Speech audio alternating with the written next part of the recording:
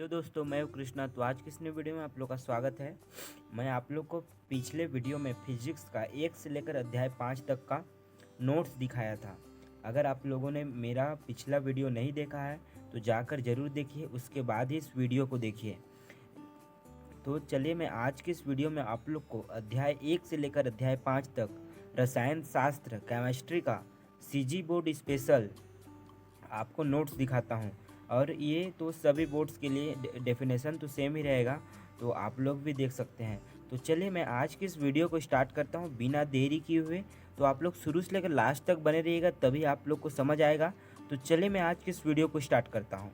तो यहाँ पर हम केमिस्ट्री का अध्याय 1 खोल लिए हैं, ठोस अवस्था। तो यहाँ पर पहला क्वेश्चन आ गया है, सरल घन या एकक सेल। तो यहाँ पर इस प्रकार के एकक सेल में सभी घन के सभी आठों कोनों पर परमाणु उपस्थित होते हैं। कोनों पर स्थित परमाणु का एकक सेल में योगदान 1/8 हो जाता है। सरल घनीय सेल में परमाणुओं की संख्या बराबर 8 गुणा 1/8 बराबर 1 होता है।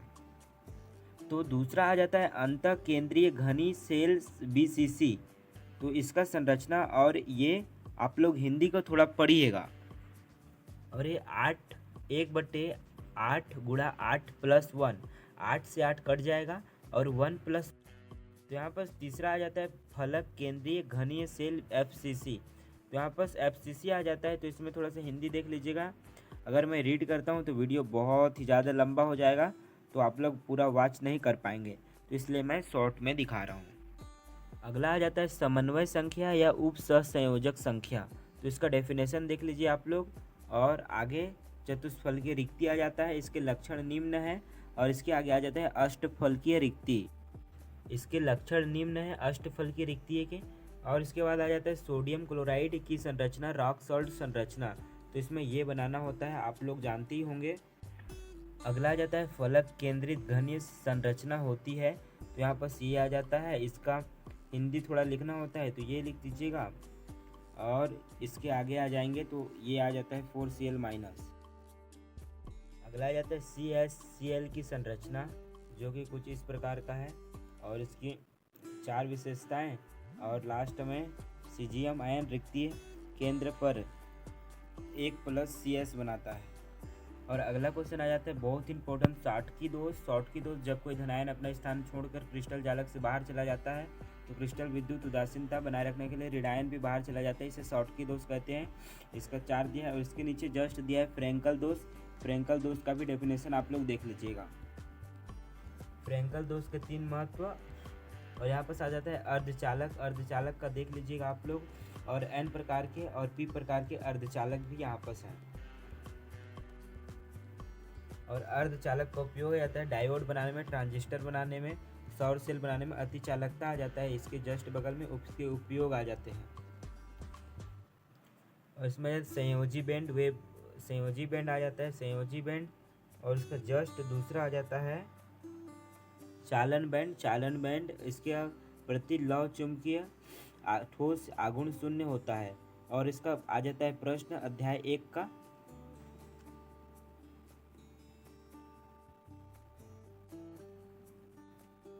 और यहाँ से होता है समाप्त अध्याय 1।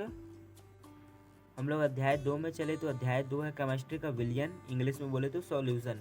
तो इसका भी चैप्टर चले शुरू करते हैं। विलयन का यहाँ पर डेफिनेशन दिया है और द्रव्यमान प्रतिशत दिया हुआ है, जो कि कुछ इस प्रकार का है। इसके जस्ट बगल में दिया है आयतन प्रतिशत का कुछ इस प्रकार का है। और इसके जस्ट आगे दिया है मोलरता का सूत्र होता है विलेय का भार बटे विलेय का आयतन गुणा 1000 विलेय का अणुभार। यह आ जाता है मोलरता के बाद आ जाता है मोलरता का सूत्र होता है विलेय का भार गुणा 1000 विलेय का अणुभार गुणा विलायक का ग्राम में भार। इसके जस्ट आगे आ जाता है नार्मलता का सूत्र होता है विलेय का भार बटे विलेय का तुल्यांकी भार गुणा विलयन का आयतन। इसकी जस्ट आगे आ जाता है फार्मलता का ये हो जाता है डेफिनेशन। और यहाँ बस आगे आ जाता है मोल प्रभाज भी बहुत इंपॉर्टेंट क्वेश्चन है। विलेयता आ जाता है विलेयता का हो जाता है इसके आगे आ जाता है हेनरी का नियम। हेनरी का नियम के बाद आ जाता है हेनरी के नियम की सीमाएं। हेनरी के नियम की सीमाएं के बाद आ जाता है हेनरी के नियम का अनुप्रयोग। और इसके बाद आता है जालक ऊर्जा। जालक ऊर्जा के जस्ट बाद आता है जल योजन ऊर्जा। इसके बाद आ जाते हैं वाष्प दाब। इसके आगे वाष्प दाब को प्रभावित करने वाले कारक। और यहाँ आ जाता है द्रव द्रव विलयनों का वाष्प दाब तथा राउल्ट का नियम आ जाता है। राउल्ट का नियम थोड़ा सा व्यंजक भी है और थोड़ा सा हिंदी भी, लेकिन बहुत आसान है। ये होता है राउल्ट का नियम समाप्त। और यहाँ पर आ जाते हैं आदर्श विलयन। आदर्श विलयन का डेफिनेशन, और इसकी जस्ट बगल में आएगा भी अनादर्श विलयन। यहाँ आ जाता है अनादर्श विलयन। अनादर्श विलयन का डेफिनेशन और हिंदी में उसका आगे का धनात्मक एवं ऋणात्मक विचलन वाले अनादर्श विलयनों में अंतर आ जाता है। अंतर कुछ इस प्रकार का है।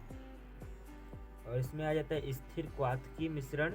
स्थिर क्वाथकी मिश्रण में आ जाता है इसमें निम्नतम क्वथन स्थिर और उच्च क्वथन एजियोट्रोप।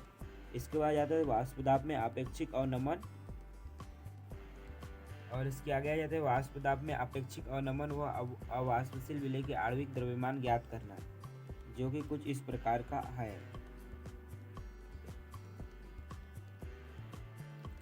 ये इसके आगे ये कुछ होता है इसका समाप्त होने के लिए इसका लास्ट व्यंजक है ये हो जाता है समाप्त। और इसके आगे आ जाते हैं क्वथनांक में उन्नयन तथा विलय का आणविक द्रव्यमान ज्ञात करना। इसके आगे आ जाता है मोललता का परिभाषा से। और इसमें क्वथनांक उन्नयन समीकरण 1 में m का मान रखने पर। और इसका लास्ट में इसका आंसर आ जाता है कुछ ये इसका लास्ट आंसर जो कि ये है। और इसका अगला क्वेश्चन आ जाता है हिमांक में अवनमन तथा विलय का आणविक द्रव्यमान ज्ञात करना। तो इसका थोड़ा सा हिंदी है और डायग्राम।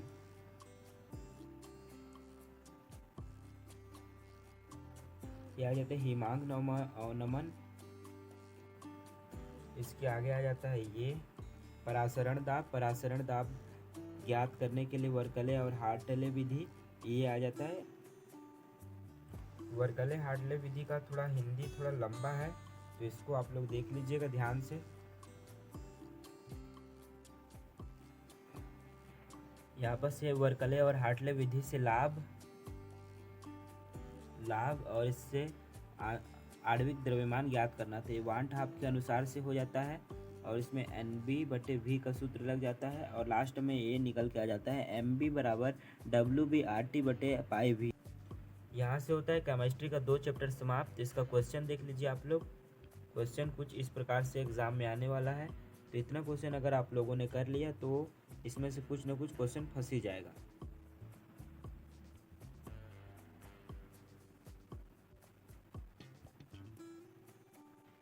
ये मैं आ चुका हूँ केमिस्ट्री के अध्याय 3 वैद्युत रसायन में।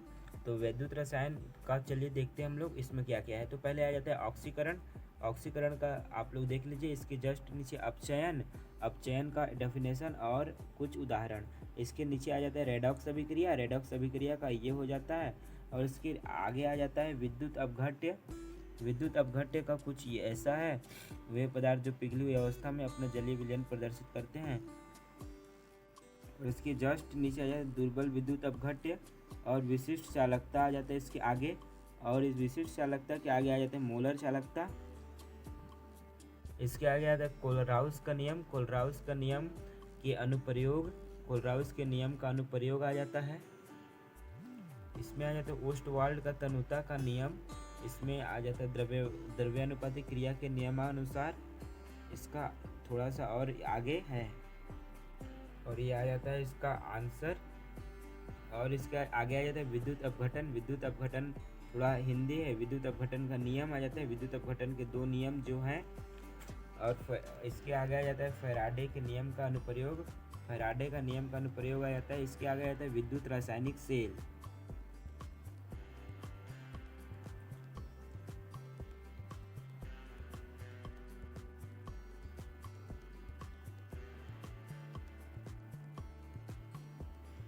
इसके आगे आ जाता है मानक हाइड्रोजन इलेक्ट्रोड। तो ये आ जाता है इसका मानक हाइड्रोजन इलेक्ट्रोड। इसमें थोड़ा सा हिंदी ज़्यादा है तो हिंदी को भी पढ़ लीजिएगा आप लोग। ये आ जाता है इसके आगे का एनोड और कैथोड, विद्युत रासायनिक श्रेणी और इसकी विशेषताएं आ जाता है इसके नीचे। और ऊपर से नीचे जाने की ओर ये आ जाता है इसका कुछ इसका उपयोग आ जाता है कुछ इस प्रकार से। इसके आगे आ जाता है नरनष्ट का समीकरण। नरनष्ट का समीकरण जो कि नरनष्ट का समीकरण है E बराबर एम एन प्लस बट्टे एम बराबर E naught M N plus बट्टे एम और आर टी बटे N F log E M S बटे एम एन प्लस एक्वस। और इसका कुछ आवश्यक जिससे क्या क्या चीज़ इसको दर्शाते हैं ये है। और इसके आगे का हम लोग देखें तो ये आ जाता है इसका। और समीकरण 1 में मान रख देते हैं। समीकरण 1 में मान रखने पर लास्ट में हमें इसका प्राप्त होता है, तो ये आ जाता है इसका आंसर। यह आ जाता है डेनियल सेल। डेनियल सेल का आ जाता है ये।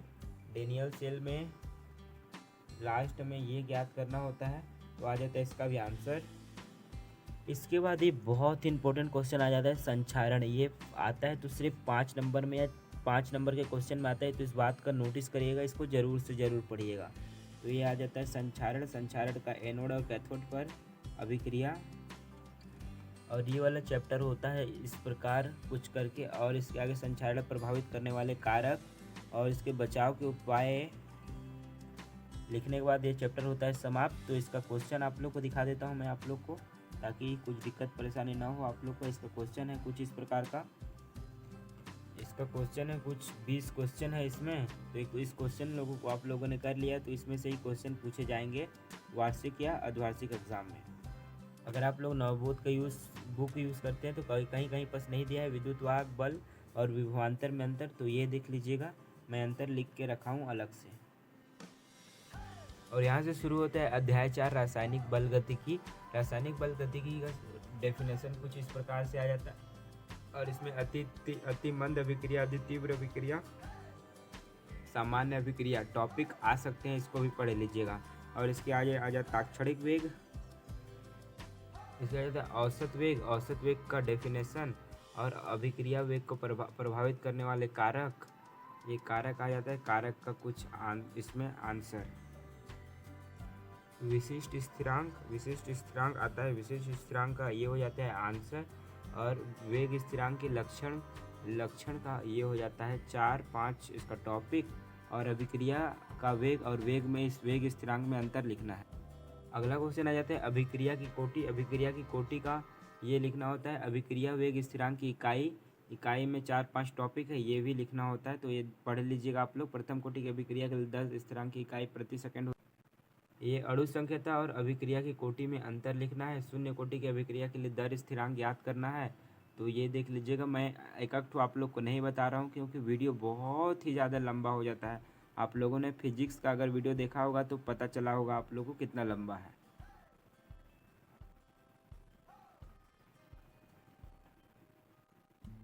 और इसका हम लोग याद कर लेते हैं अभिक्रिया का वेग का दर स्थिरांक शून्य कोटि का, तो ये आ जाता है इसका आंसर। हम ये अब याद करेंगे अर्धायुकाल। अर्धायुकाल का परिभाषा आप लोग पढ़ लीजिएगा। और इसका व्यंजक शुरू होता है यहाँ से, ये भी जान लीजिएगा। और इसके आगे हम लोग चले तो इसके बाद आ जाता है इसके आगे ये इसका अर्धायुकाल का आगे का। और तिर्यक गुणा करने के बाद इसका लास्ट में इसका आंसर आ जाता है ये T 1/2 अनुत्क्रमानुपाती A। यह है प्रथम कोटि की अभिक्रिया के लिए दर स्थिरांक याद करना। तो प्रथम कोटि की अभिक्रिया के लिए दर स्थिरांक का आ जाता है आगे का कुछ इस प्रकार। और इसका तिर्यक गुणा कर देते हैं और लास्ट में आ जाता है ये। और समीकरण 1 का समाकलन करने पर इसका ये कुछ इस प्रकार का आ जाता है। और इसका समीकरण 1 में मान रखने पर इसके आगे का आंसर नेक्स्ट पेज में। ये थोड़ा बहुत सूत्र वगैरह भी आप लोग को याद करना पड़ेगा, जैसे कि log EA plus log EB बराबर होता है log EAB। और तो इसमें मान रख दिए हम लोग, तो इसका आ गया है KT का आगे हम लोग किए हैं, तो इसका लास्ट में आंसर आ गया है ये, जो कि अर्धायुकाल है। और प्रथम कोटि की अभिक्रिया के लिए अब हम अर्धायुकाल याद करेंगे। तो अर्धायुकाल का डेफिनेशन हो जाता है। अर्धायुकाल के लिए आगे हम लोग देखें तो ये उसका कुछ नियम t बराबर 1/2 हो जाता है, x बराबर 1x/2 और x का मान समीकरण 1 में मान रखने पर, और लास्ट में कुछ इसका इस प्रकार आता है। इसका k बराबर हो जाता है k का, इसमें जैसे log e को e का मान होता है 1, log 10 का मान होता है 1, log 10 4 का मान होता है 0.6020 और इसके आगे का इसका कुछ हो जाता है, इसका आ जाता है यहाँ तक कंप्लीट। इसके आगे आ जाता है सक्रियण ऊर्जा। सक्रियण ऊर्जा की वह न्यूनतम अतिरिक्त मात्रा जिसे अभिकारक अणुओं द्वारा अवशोषित किया जाता है, अर्थात सक्रियण ऊर्जा अभिकारकों के देहली ऊर्जा और औसत गतिज ऊर्जा के अंतर के बराबर होता है। और इसके आगे आ जाता है देहली ऊर्जा, और इसके आगे आ जाता है आर्हीनियस का सिद्धांत, जो कि इस प्रकार का है। आर्हीनियस सिद्धांत के संकल्पनाओं पर आधारित ये आ जाता है इसका आगे का, और इसके 6-7 टॉपिक हैं, इसको लिख लेते हैं और आर्हीनियस का समीकरण देख लेते हैं सक्रिय ऊर्जा की गणना के लिए। और ये आ जाता है ये बराबर log e ax लिख लेते हैं, और इसका लास्ट में आंसर आप लोग का नेक्स्ट पेज में मैं दिखा रहा हूँ। इसका आ जाता है आंसर आगे। तो गाइस मैं आप लोग को इसका बता रहा हूँ, पूरा एक एक बताऊँगा तो वीडियो बहुत ही ज़्यादा लंबा हो जाएगा। अगर आप लोग को किसी क्वेश्चन में डाउट या और कुछ भी आता है तो आप लोग मुझे कमेंट करके पूछ सकते हैं, जिसका आंसर मैं आप लोग को ज़रूर से ज़रूर देने की कोशिश करूँगा। तो आप लोग को मैं एकदम डिटेल से नहीं बता सकता, वीडियो काफ़ी लंबा हो चुका है अभी से ही, और अभी 2 चैप्टर आप लोग को दिखाना बाकी है। तो चलिए मैं आपको डायरेक्ट प्रश्न की ओर ले चलता हूँ। ये चैप्टर होता है समाप्त। इसका क्वेश्चन देख लीजिए, कुछ इस प्रकार से इसका क्वेश्चन है। इसका क्वेश्चन है ये क्वेश्चन, इसमें 10, 11 लगभग 12, 13 क्वेश्चन है, ये देख लीजिएगा। इसका लास्ट क्वेश्चन है और यहाँ से शुरू होता है अध्याय 5 पृष्ठ रसायन। तो पृष्ठ रसायन का चलिए हम लोग देखते हैं, लास्ट चैप्टर है तो फिर ये कंप्लीट हो जाएगा आप लोग का 5 चैप्टर तक का। अगर आप लोग को कहीं पर भी डाउट या कुछ समझ नहीं आता है तो उस टॉपिक को मुझे कमेंट में बताइएगा, उस टॉपिक का मैं स्पेशल वीडियो आप लोग से साझा करूँगा। तो चलिए पृष्ठ रसायन का देखते हैं। तो यहाँ पास पहला आ गया है अधिशोषण। अधिशोषण के जस्ट नीचे आ गया अधिशोषक। अधिशोषक के जस्ट नीचे आ गया है अधिशोष्य, और इसमें दिया है अधिशोषण तथा अवशोषण में निम्नलिखित अंतर है। अधिशोषण और अवशोषण में अंतर देख लीजिए, अंतर देख लेते हैं। तो अंतर हो जाता है ये 4, जो कि बहुत ही आसान मैंने लिखा हुआ है। विशोषण आ जाता है वह प्रक्रिया जिसमें अधिशोषक की सतह पर से अधिशोष्यक को हटाया जाता है, जिसे विशोषण कहते हैं। उदाहरण मिट्टी से पानी का बाहर निकल जाना। अधिशोषण के प्रकार हैं कुछ इस प्रकार के, भौतिक अधिशोषण, रासायनिक अधिशोषण, और भौतिक अधिशोषण और रासायनिक अधिशोषण में अंतर लिख लेते हैं। यह उत्क्रमणीय होता है, यह अनुत्क्रमणीय होता है। और भौतिक अधिशोषण की प्रकृति और इसमें अंतर, और अधिशोषण के अनुप्रयोग आ जाता है गैस मार्क्स में और कुछ में। और इसमें आ जाता है उत्प्रेरण। उत्प्रेरण का परिभाषा और उत्प्रेरकों का गुण। उत्प्रेरकों का गुण धनात्मक उत्प्रेरक और ऋणात्मक उत्प्रेरक, और उत्प्रेरक का माध्यमिक यौगिक का सिद्धांत, जो कि हिंदी इस सिद्धांत के अनुसार किसी उत्प्रेरक का एक किसी अभिकारक के साथ संयोग करके माध्यमिक यौगिक बनाता है, जो कि अत्यंत क्रियाशील होने के कारण तुरंत दूसरे अभिकारकों से क्रिया करके अन्य उत्पाद बना लेता है। यह उत्प्रेरक मुक्त हो जाता है तथा अपनी मूल अवस्था में आ जाता है। यही उत्प्रेरकों का माध्यमिक यौगिक का सिद्धांत है। यह 2 पदों में होता है। प्रथम पद इसका कुछ इस प्रकार का है। प्रथम पद कुछ इस प्रकार का है और द्वितीय पद कुछ इस प्रकार का है। उत्प्रेरण के 2 भागों में वर्गीकृत किया गया है। पहला भाग है इसका समांगी उत्प्रेरण और दूसरा भाग है विषमांगी उत्प्रेरण। और इसके आगे जाए तो आ जाता है एंजाइम उत्प्रेरण, जो कि कुछ इस प्रकार का है। इसका उदाहरण दिया है एमरवेल, एनवर्टेज और टाइलिन लार। और एंजाइम उत्प्रेरक की विशेषता दिया हुआ है, और कोलाइडी विलियन का डेफिनेशन दिया हुआ है। अंतर लिखना है निलंबन कोलाइडी तथा वास्तविक विलियन में। इसमें जाता है पेप्टीकरण। पेप्टीकरण किसी ताजे बने अवक्षेप को उचित तो पेप्टीकरण का आगे आप लोग देखिए अपोहन का कुछ इस प्रकार का थोड़ा सा हिंदी है, हिंदी के आगे थोड़ा सा इसका और हिंदी है। तो अपोहक यहाँ से हो जाता है ख़त्म और आता है अति सूक्ष्म छनन। अपोहक को बढ़िया से देख लीजिएगा, ये भी परीक्षा में आते जाते रहता है। अति सूक्ष्म छनन, इसमें अति सूक्ष्म छनन में चित्र है और थोड़ा सा हिंदी लिखना है और आगे मैं आपको दिखाता हूँ। इसमें थोड़ा सा हिंदी है और एवोगैड्रो संख्या का मान ये होता है, याद रखिएगा 6.02 मल्टीप्लाई 10 का पावर -2। और यहाँ पर आगे आ जाते हैं बराउनी गति तो आप लोग जानते हैं भली भांति, यह कोलाइडी विलयनों का गतिज गुण है। कोलाइडी विलयनों का गति सूक्ष्मदर्शी द्वारा देखने पर ज्ञात होता है कि कोलाइडी कण विलयन में निरंतर सभी दिशाओं में टेढ़ी मेढ़ी गति करते रहते हैं। इन कणों को बस तीव्र गति, अनियमित गति, ब्राउनी गति कहते हैं। इस गति की खोज सन 1857 में रॉबर्ट ब्राउन नामक वैज्ञानिक ने किया था। इसका महत्व निम्न है, महत्व देख लीजिएगा। इसके आगे अब हम टिंडल प्रभाव को देखेंगे। टिंडल प्रभाव आ जाता है। टिंडल प्रभाव का थोड़ा सा चित्र भी बना लीजिएगा, जो कि कुछ इस प्रकार का है और इसमें थोड़ा सा हिंदी है, हिंदी भी लिखना पड़ेगा और इसके महत्व को भी 3 है, ये भी लिखना पड़ेगा। यह कोलाइडी विलयन के विषमांगी प्रकृति की पुष्टि करता है। टिंडल प्रभाव याद रखिएगा, यह प्रभाव वास्तविक विलयन एवं कोलाइडी विलयन को में विभेद करने में सहायक है। धूमकेतु तथा पुच्छल तारे के पूंछ दिखने का कारण यही है, टिंडल प्रभाव। इसके जस्ट आज आगे आ जाता है विद्युत कण संचलन, जो कि इसका चित्र है और कुछ इस प्रकार का बनने वाला है। कणों का अभिगमन, ये है विद्युत क्षेत्र प्रभाव में कोलाइडी के विपरीत कणों के आर्सेनिक के कण महत्व। तो यहाँ पर ये हो जाता है इसका। इसके बाद आ जाता है उपयोग के आगे आ जाता है अगला टॉपिक स्कंदन या उड़नन कहते हैं। आर्सेनिक सल्फाइड में ऋणात्मक कोलाइडी विलयन NaCl के कुछ बूंद मिलाने पर आयन में विभक्त हो जाता है। इसके बाद आ जाता है हार्डी-सुलजे का नियम, जो कि इसका नियम है और इसके जस्ट नीचे आ जाता है स्वर्ण संख्या। स्वर्ण संख्या का परिभाषा भी इस बार हम लोग को त्रैमासिक परीक्षा में पूछा था, आप लोग भी याद कर लीजिएगा। किसी रक्षी कोलाइड की मिलीग्राम में वह मात्रा जो दिए हुए गोल्ड कोलाइडी विलयन 10 ml आयतन में मिलाने पर उसका 1 ml 10% NaCl विलयन द्वारा होने वाले स्कंदन में रोकने में पर्याप्त होते हैं, वह स्वर्ण संख्या कहलाता है। इसके बाद आ जाता है पायस के उदाहरण पानी में तेल का मिलना, और पायस 2 प्रकार के होते हैं और पायसों का अनुप्रयोग आ जाता है।